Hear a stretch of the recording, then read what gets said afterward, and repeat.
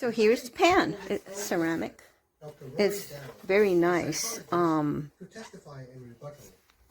It's sturdy. It's really nice and easy to clean.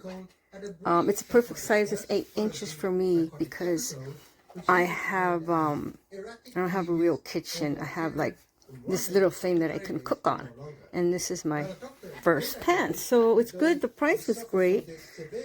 The handles are good. It's not like a cheap rubber or anything. I can't talk about the durability. I haven't used it much, but it's really looks very well made. Great looking little pan, isn't it? It's awesome for eggs.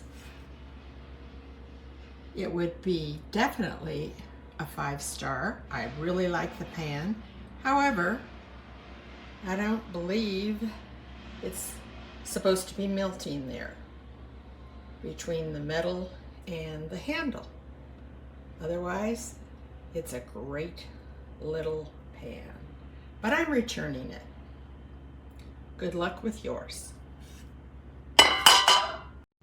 It's a nice pan. I thought it would be a little bigger, but it is nice. I like it a lot. See? I do like it. I like the color and everything. So, it's very nice.